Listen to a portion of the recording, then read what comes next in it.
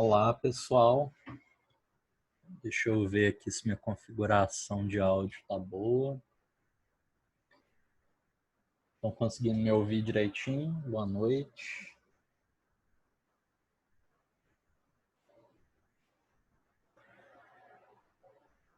Tudo certo?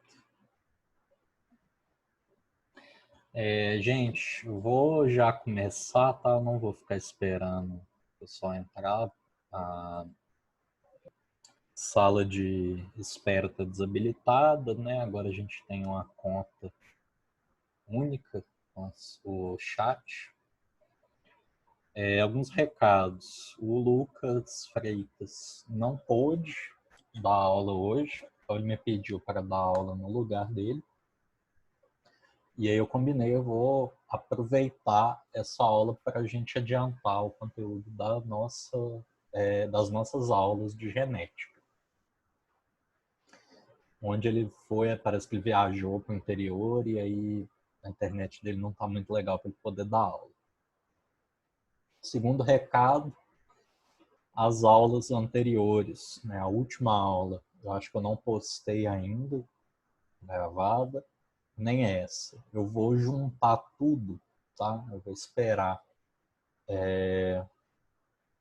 a sexta-feira e aí no final de semana eu posto as 3 aulas. A de sexta-feira, sem ser a última, né? Que não teve aula. A outra, a de hoje e a de sexta-feira agora, beleza? Os últimos 2 recados. Eu postei o gabarito para vocês das questões que estavam nos slides da aula passada. Se tiverem alguma dúvida em alguma questão, alguma coisa que ficou para trás, aproveitem o momento agora da aula e as monitorias para tirar essas dúvidas. E tem uma lista de exercícios que já está pronta, né? Eu já conferi ela com a monitora, com a Isabela. E mais tardar aí no final da semana eu peço para ela postar lá no Google Classroom, tá bom? Tá na sala de aula para a gente. Bom, vou compartilhar minha tela.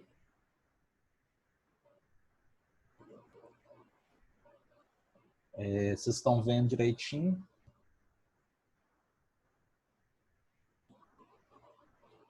Espero que sim. Bom, joia. Bom, gente, continuando o conteúdo, na aula passada a gente estudou a primeira lei de Mendel. Se tem uma primeira é porque tem uma segunda, né? Geralmente é a lógica que a gente usa para física, matemática, biologia, química. Se tem uma primeira é porque tem uma segunda.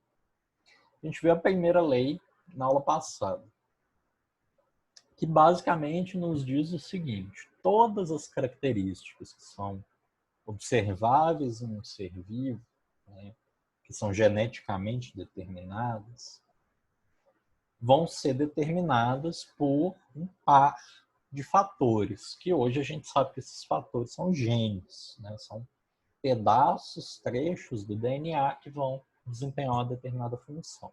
Beleza? E esses fatores vão se separar na formação dos gametas de um determinado organismo.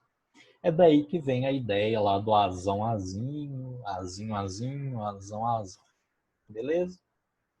Bom, agora a gente vai ver na aula de hoje a segunda lei de Mendel. A gente também vai ter oportunidade hoje de ter contato com alguns tipos de heranças, que são aquelas exceções que a gente fala. Herança ligada ao sexo, restrita ao sexo. Só que eu não vou detalhar cada tipo de herança aqui. Primeiro que eu acho que isso gasta muito tempo, um tempo que a gente não tem para fazer. E segundo que, entendendo os fundamentos do que é a primeira e da segunda lei, essas exceções, esses casos especiais, se porventura aparecerem, vocês têm a oportunidade de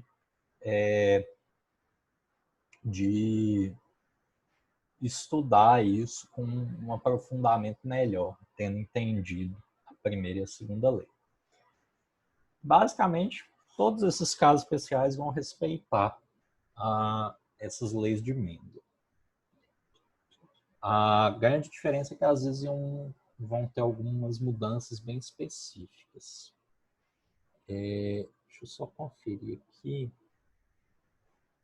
Eu acho que tinha alguém que estava com o microfone aberto, mas já passou.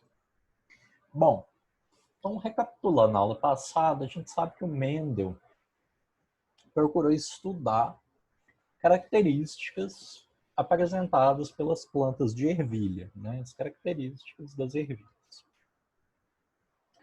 E a primeira lei, né, vai ser utilizada naqueles casos em que a gente estiver analisando apenas uma característica. Se eu quiser ver apenas um gene, apenas um fator, ou um par de fatores, a primeira lei de Mendel vai explicar com bastante precisão o que vai acontecer nesse caso. E o que a primeira lei de Mendel diz? Cada característica é determinada por um par de fatores, hoje a gente sabe que esses fatores são genes, que vão se separar durante a formação dos gametas. Ou seja, se eu tinha lá 2 genes, né, um que eu recebi do meu pai e um que eu recebi da minha mãe.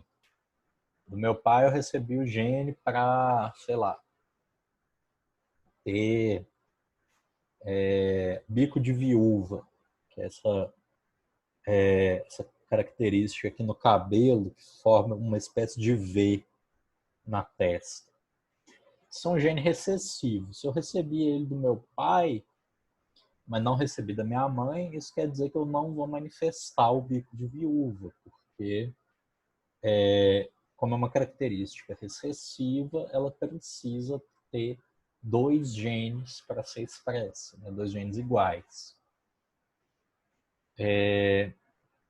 Como minha mãe não me passou esse gene, esse fator, eu não expresso a característica, porque tem só um gene, só um alelo.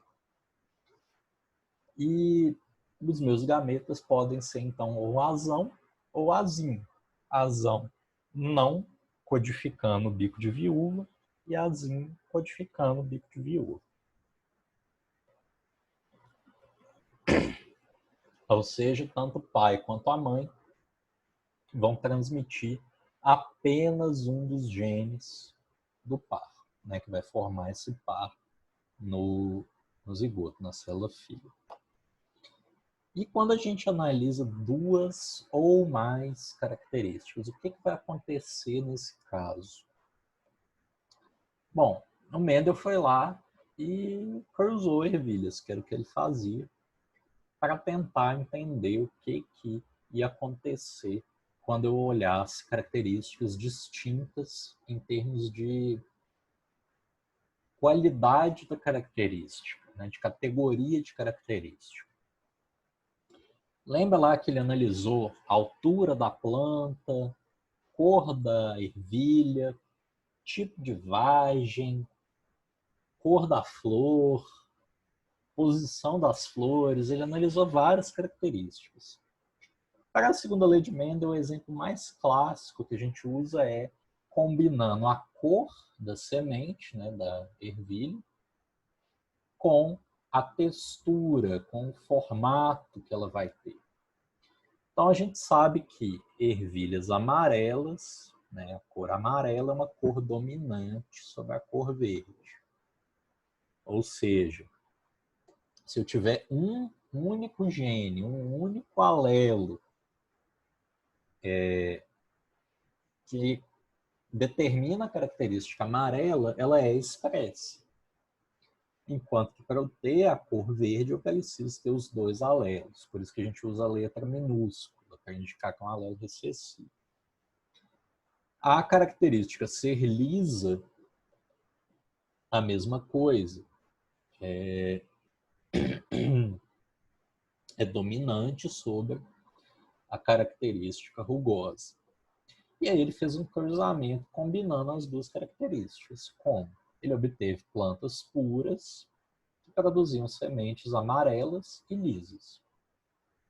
Ou seja, eu poderia dizer que aqui é uma semente azão, azão, bezão, bezão. E na geração parental, uma planta que produzia ervilhas verdes rugosas foi cruzado então com essa amarela lisa. Azinho, azinho, bezinho, bezinho. Lá na geração filial, né, na geração F1, a gente vai ter só aquelas características dominantes, porque eu estou fazendo um cruzamento puro, né, de um organismo puro com outro organismo puro.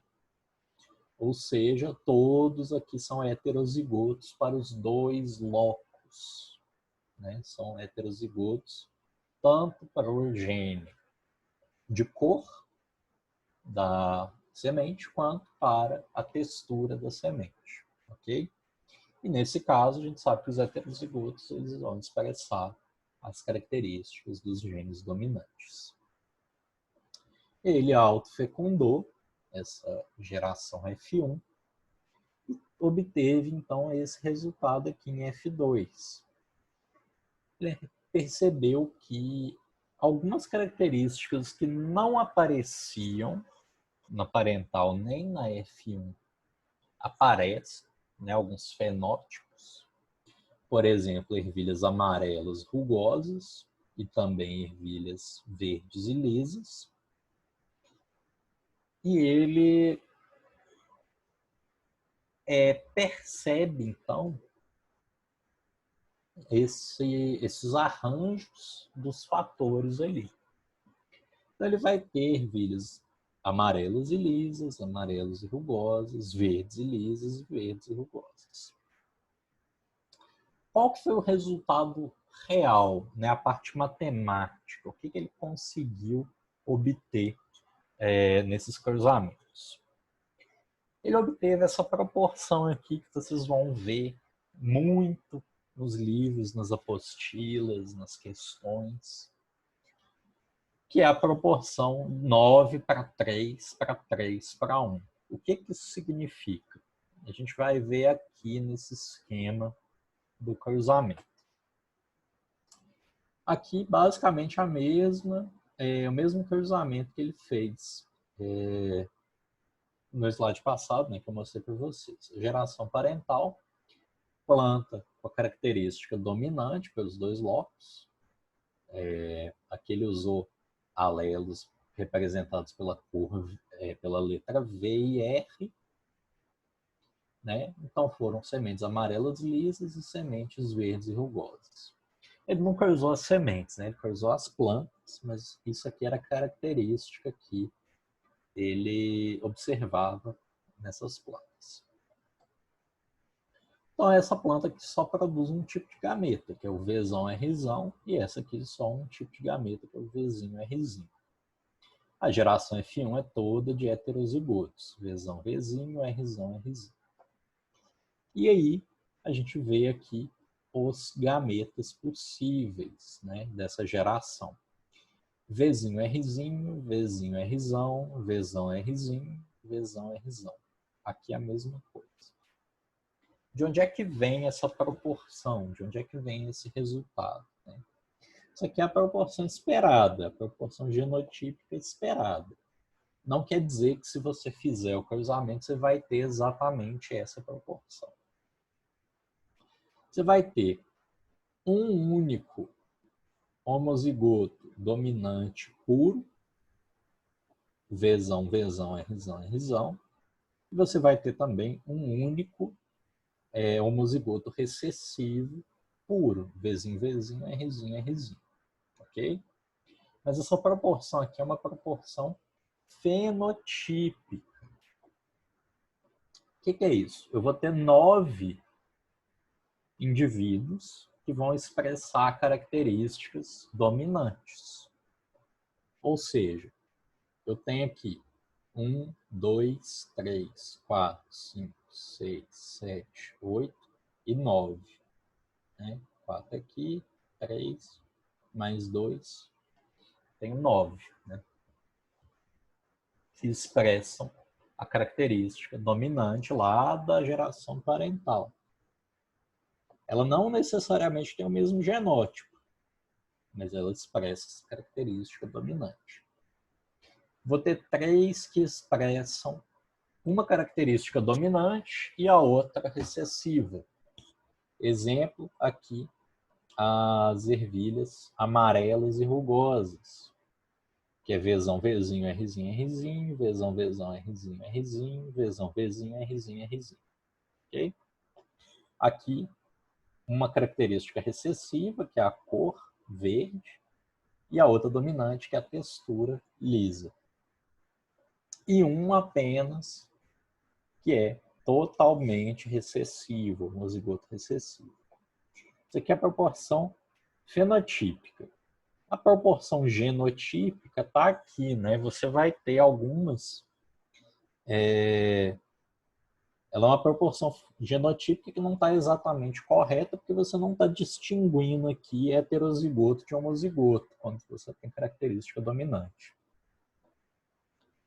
Mas, na prática, ela acaba correspondendo aí à proporção fenotípica, né? Aquilo que você vai observar.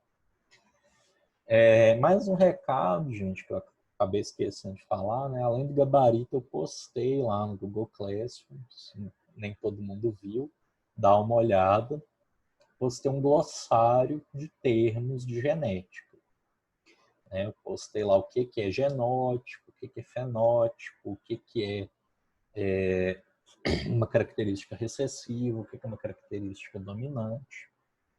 Então, se vocês precisarem para ganharem a confiança, não tenham medo de estudar com o glossário do lado. Abre ele no celular, copia ele numa folha, xeroca, deixa ele à mão se precisar, ok?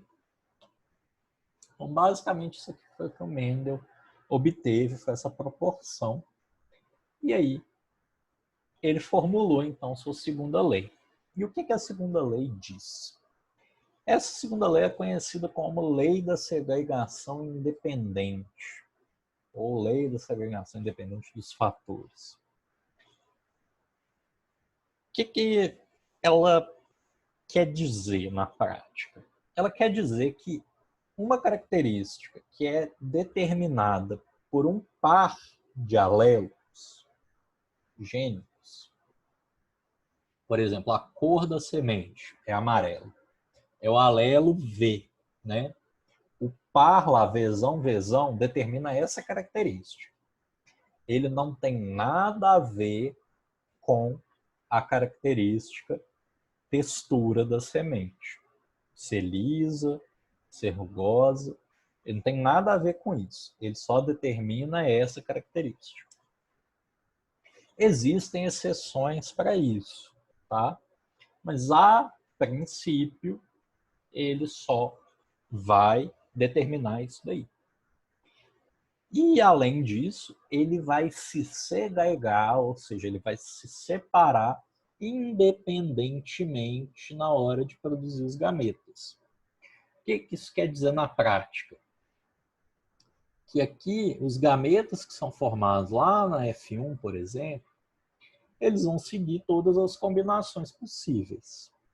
Ou seja, Vzinho, Rzinho, Vzão, Rzão, Vzinho, Rzão, Vzão, Rzinho, Vzão, Rzão. Todas as combinações possíveis vão estar expressas ali, porque não existe nenhuma relação de dependência entre esses genes diferentes. Por isso que a gente fala em segregação independente. Um não tem nada a ver com o outro. E ela pode ser enunciada assim: os genes que determinam características diferentes distribuem-se independentemente nos gametas em que se recombinam ao acaso. Como assim? Mesmo lá, considerando a meiose, que você vai ter crossing over e tudo mais, eles vão se segregar, grosso modo, independentemente um do outro. O o alelo dominante de uma característica não vai segregar junto de outro alelo dominante. Qual que é a exceção para isso? A gente não vai tratar disso no curso. Eu não vou falar disso com vocês, mas só para vocês saberem. Quem tiver curiosidade, quiser pesquisar, é o fenômeno conhecido como ligação gênica ou linkage. O que é isso? Lá no cromossomo, né, lá naquela estruturazinha duplicada em forma de X, ou na estrutura simples também, os genes ocupam um lugar no espaço. Se dois alelos estiverem no mesmo cromossomo e estiverem muito próximos um do outro, existe a possibilidade, não é uma possibilidade remota, pode ser muito factível, de esses alelos não se segregarem independentemente. Ou seja, se você tem lá por exemplo, a característica da cor da semente muito perto da característica, né, do gene que determina a altura da planta. Existe uma chance bastante considerável, existem cálculos que podem ser feitos para isso, para você ver quais gametas que vão ser formados. E aí você não vai respeitar essa proporção aqui, né? Essa combinação de todos os tipos de gametas possíveis. Não vou detalhar isso, porque não é importante. Senão cai no Enem. E se cair alguma coisa, vai ser algo contextualizado, vai ter um texto explicando o que é. Vocês não precisam da parte teórica sobre isso, né? Vocês não precisam dessa base matemática para trabalhar com a ligação, porque isso mal é trabalhado na graduação. Por fim, então, a gente chegou no final da parte teórica. Nós temos ainda 18, 23 minutos de aula. Nós vamos até 7h35. O que eu quero fazer com vocês? Eu quero resolver alguns exercícios com vocês para a gente aproveitar o nosso tempo de aula. Eu queria ter feito isso antes, mas não estava dando tempo. Então, a nossa aula hoje vai continuar com os exercícios. E aí, a próxima aula eu quero passar para vocês alguns conteúdos sobre genética, baseado em questões que caem bastante no Enem. A parte de genética mendeliana cai? Cai. Mas é muito comum cair todo ano no Enem alguma coisa sobre transgênico, sobre teste de paternidade, testes de DNA no geral. Todas essas questões caem em temas de genética bastante atuais, né? Que eu falo que são temas de genética e biologia molecular, que a gente chama, né? Como que a gente trabalha com DNA, como que a gente sabe que um DNA tem uma determinada sequência, enfim. Então, vou dar uma aulinha nesse sentido na sexta. Hoje vai ser resolução de exercício, beleza? Então, vamos lá. Primeiro exercício. Na interação gênica, os casos de epistasia recessiva acontecem em camundongos que possuem pelagem agute, preta ou albina. O que é a epistasia? A epistasia é uma dessas exceções segundo a lei de Mendel, às relações mais simples. Basicamente, uma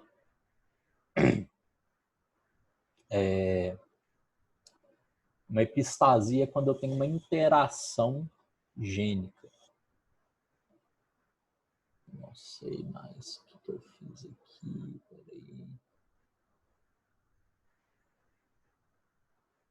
Peraí.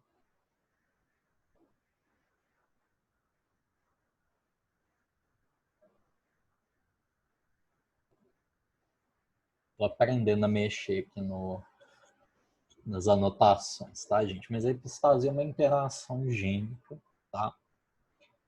Entre dois alelos. Ou seja, um vai influenciar na característica de outro. Um exemplo bom é justamente esse aqui, que é cor da pele. No ser humano, a característica cor da pele, ela está desassociada com a característica ter cor ou não ter cor. Como assim? A gente sabe que pessoas podem ter cores diferentes. Você tem cor preta, você tem vários tons diferentes, branco, a cor meio amarela da pele, né? Eu acho meio estranho. Geralmente é uma cor meio puxada para o branco, mas com um tom amarelo. E a gente vai ter vários tons de cor entre preto e tom mais claro. E a gente tem a característica de albinismo, que é uma característica recessiva, que ela não está relacionada com a cor da pele da pessoa. Como assim? Vamos supor, não sei se vocês já viram alguém albino, mas é muito possível isso acontecer. Existem vários casos em que uma pessoa que fenotipicamente é preta, de origem africana, por exemplo, mas que é albina, ou seja, a cor da pele dela é esbranquiçada, porém ela tem traços fenotípicos, tem todas as características de uma pessoa de cor preta. Ela tem a característica para a cor da pele, na maioria dos casos, também de cor preta, só que ela não expressa a cor. Isso é um exemplo de epistasia. O albinismo, nos seres humanos, nos mamíferos, animais em geral, é esse tipo de interação. Você pode ter vários tons de cor da pele, e aí, se você tiver o gene que permite que você expresse a cor da pele, você vai expressar. Mas se você for recessivo para o alelo lá da característica albinismo, você não produz pigmentação na pele. Uma pessoa pode ser albina e pode ser uma albina, apesar de genotipicamente ela ter as informações para ter cor da pele branca, cor da pele preta, cor da pele amarela, parda, a cor que for. Ela pode ser albina, porque ela não produz pigmentação. Isso é um exemplo de epistasia. Esse gene ele impede que a cor seja expressa. No cruzamento do duplo heterozigoto agute, azão, azinho, pezão, pezinho, azão, azinho, pezão, pezinho, sabendo que o alelo P condiciona a cor agute. Eu não faço a menor ideia do que é cor agute, deve ser uma coisa meio marrom, castanha, não sei. O alelo Pzinho condiciona a cor preta e o alelo azão permite a manifestação da cor. É isso que eu falei com vocês, permite a manifestação da cor, enquanto o azinho a inibe. Pode-se afirmar corretamente que a proporção mendeliana fenotípica clássica de 9 para 3 para 3 para 1 é alterada para... Como que a gente faz essa questão? Deixa eu ver se eu descubro como que eu escrevo alguma coisa.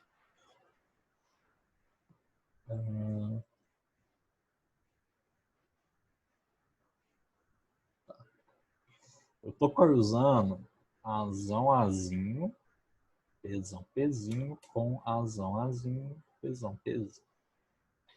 Basicamente, o que a gente tem que fazer?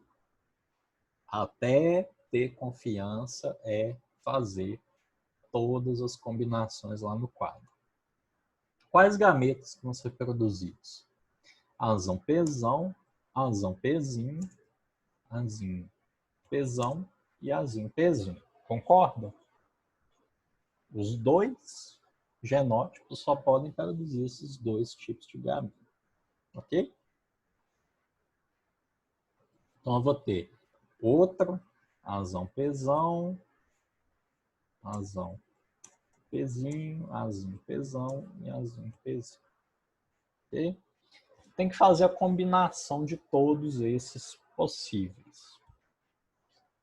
Então eu posso ter azão, azão, pesão, pesão, esse com esse, azão, azão, pesão, pezinho, esse daqui com esse daqui, azão, azinho, pesão, pesão, azão, azinho, pesão, pezinho.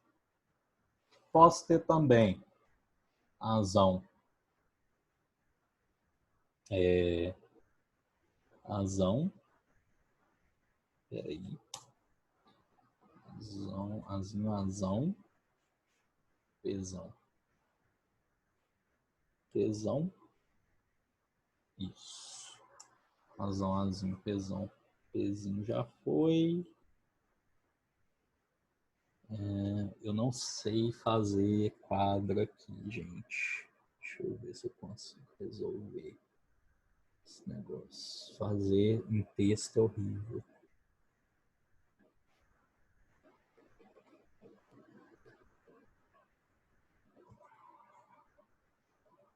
Acho que aqui melhora.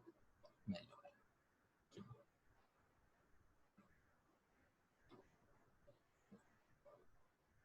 Isso, estou fazendo quadro para vocês. Vamos lá. Azão, azinho, pesão, pezinho. E azão, azinho, pesão, pezinho. Basicamente, a gente vai ter os gametas. Azão, pesão, azão, pezinho, azinho, pesão e azinho, pezinho. Fica mais pesão ali. E a gente vai cruzar com basicamente os mesmos gametas. Azinho, pezinho. Desculpa minha letra, tá, gente? Eu não... Sem aquelas mesas de digitalizar, é impossível escrever no computador. Eu não sei como que eles dão aula de matemática para vocês. Mas minha letra não fica boa. Azinho, pezinho é azão, pesão. Beleza? Ó, vamos lá então.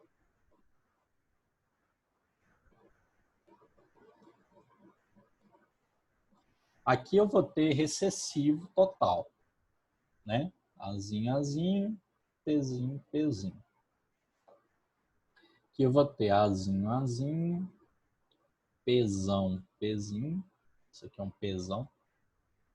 Azão, azinho, pesão. Aliás, pezinho, pezinho. Azão, azinho, pesão, pezinho. Aqui azinho, azinho, pesão, pezinho. Azinho, azinho, pesão, pezinho. Aliás, pesão, pesão, né? Pesão, pesão. Azão, azinho, pesão, pezinho. Azão, azinho, pesão, pesão. Azão, azinho, pezinho, pezinho. Azão. Azão, azinho, pesão, pezinho. Azão, azão, pezinho, pezinho. Azão, azão, Pzão, Pzinho, Azão, Azinho, Pzão, Pzinho, Azão, Azinho, Pzão, Pzão, Azão, Azão, Pzão, Pzinho, Azão, Azão, Pzão, Pzão. Beleza. O que ele quer saber? Ele quer saber qual que vai ser a alteração na proporção fenotípica. O que a gente tem que olhar? A gente tem uma epistasia. Em alguns casos, né, quando a gente está falando em epistasia, no caso do albinismo, quem for recessivo, então esse cara aqui, esse cara aqui, esse cara aqui, esse cara aqui. Quem é recessivo para o locus do gene A, né, quem é azinho, azinho, não expressa a característica cor. Então, todos esses caras aqui são albinos. Beleza? Aí aqui, eu vou ter aqueles que expressam a cor. Deixa eu só ver aqui. O Pzão é agut. E o Pzinho é preto. Tá. Então, olha só, preto. Esse cara aqui vai ter a cor preta. Esse daqui também. E esse daqui. O resto é tudo agut. Porque além de expressar a cor, ó, todos eles têm o alelo azão, pelo menos uma cópia, e todos eles têm o alelo pezão, pelo menos uma cópia, então eles vão ser todos agut. Ok? Eu sei que minha letra ficou horrível, tá difícil de distinguir o que é pezão, o que é pezinho. Basicamente o que a gente vai ver é, nós vamos ter vários agut, 3 pretos e 4 albinos. Vamos dar uma olhada aqui na questão. 9331 é alterada para letra D. Né? Eu continuo tendo 9 agut, que é a característica dominante. Eu tenho 3 pretos, que expressam a cor preta. E eu vou ter 4 indivíduos albinos. Por quê? Voltando lá no quadro. Quem for recessivo para um locus apenas vai ser albino. Né? É a mesma coisa aqui se eu substituir isso. Então, quando vocês forem fazer esse tipo de exercício, gente, para ganhar confiança, façam um quadro. Às vezes você demora mais, né? Você gasta um tempo, é chato fazer o quadro, mas você fixa e você vai ganhando confiança. Se você já tem o quadro memorizado na cabeça, não precisa fazer. Mas às vezes, quando você está aprendendo, está pegando a manha, fazer o quadro te dá a resolução visual. É só contar. É mais fácil você contar quantos indivíduos tem um determinado alelo enquanto do que você só pensar de cabeça. Está mais sujeito a errar.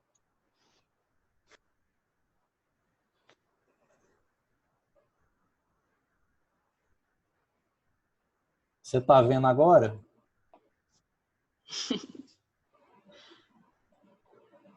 Voltou? Mas vocês viram o quadro, ou não?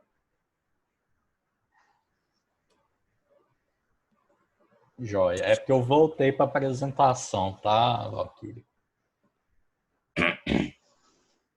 Gente, são 7h29. Quem não mandou nada no chat, por favor, manda uma presença, manda um alô, manda um boa noite, manda um olá, manda um presente, tá? Para não esquecer de marcar. Quem já falou alguma coisa, não tem problema, tá? Eu Vou preencher ainda as presenças. Deixa eu ver o chat. Beleza. Dá tempo da gente fazer mais uma. FUVEST 2007. Em cães labradores, 2 genes, cada um com 2 alelos, Bzão/Bzinho e Ezão/Ezinho, condicionam as 3 pelagens típicas da raça: preta, marrom e dourada. Essa questão é clássica, tá, gente? Muito comum de ver. Eu já vi questão sobre esse negócio de labrador até em concursos para professor. A pelagem dourada é condicionada pela presença do alelo recessivo Ezinho em homozigose no genótipo. Ou seja, todos aqueles que forem Ezinho vão ter pelagem dourada. Os cães portadores de pelo menos um alelo dominante Ezão serão pretos, mas presta atenção no condicional aqui. Serão pretos se tiverem pelo menos um alelo dominante Bzão. Ok? Se não tiver, ele não é preto, não. Tem que olhar o genótipo todo. Ou marrons, se forem homozigóticos Bzinho. O cruzamento de um macho dourado com uma fêmea marrom produziu descendentes pretos, marrons e dourados.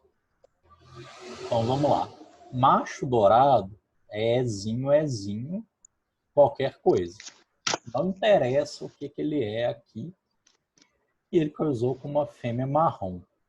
A fêmea marrom é Ezão, alguma coisa. Eu não sei qual é, se ela é homozigótica para o gene Ezão ou se ela é heterozigótica. E eu sei que ela é Bzinho. Produziu descendentes pretos, marrons e dourados. Então tá. Todos os gametas que o macho vai produzir vão ser alguma coisa Ezinho. Ok? E todos os gametas que essa aqui vai produzir vão ser ou Ezão Bzinho ou alguma coisa Bzinho. Agora vamos pensar nos filhotes. A gente teve de todos os tipos. A gente teve descendentes pretos, a gente teve descendentes marrons e dourados. Eu só fiz uma confusão aqui, gente. Deixa eu só apagar aqui. Fica mais fácil ver assim, que aí eu coloquei o E na mesma posição. Deixa eu mudar a cor para preto. Tá. Olha só, eu tive descendentes pretos, marrons e dourados. Para ter o genótipo preto, né, tive o descendente com genótipo preto. Ele com certeza é Ezão alguma coisa, certo? E nesse caso, eu tenho certeza que ele é Ezão Ezinho. Bzão alguma coisa. Opa, se eu tenho esse descendente preto, como é que eu sei que ele é Ezão Ezinho? Que esse cara daqui, o macho,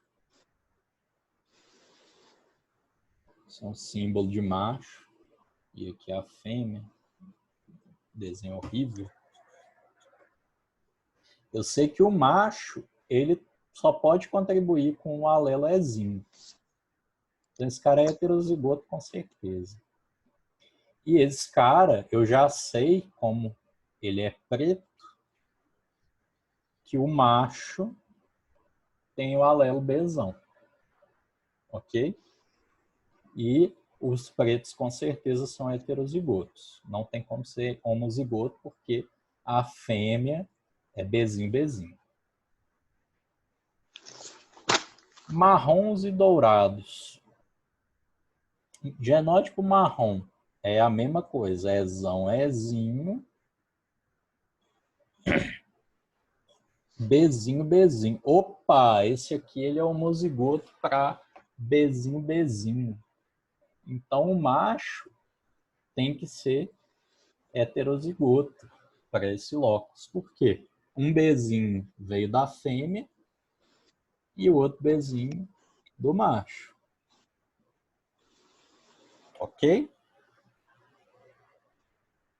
Então, resposta, qual é?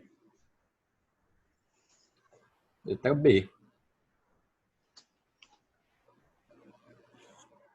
Deixa eu ver o horário, 7h35. Gente, eu vou encerrar então, tá? Nossa aula aqui. Se vocês tiverem alguma dúvida, é só me mandar, beleza?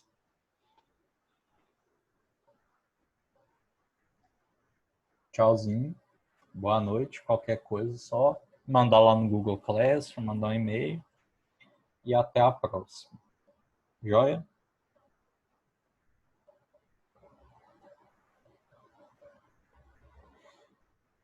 Sara, a resposta é letra B.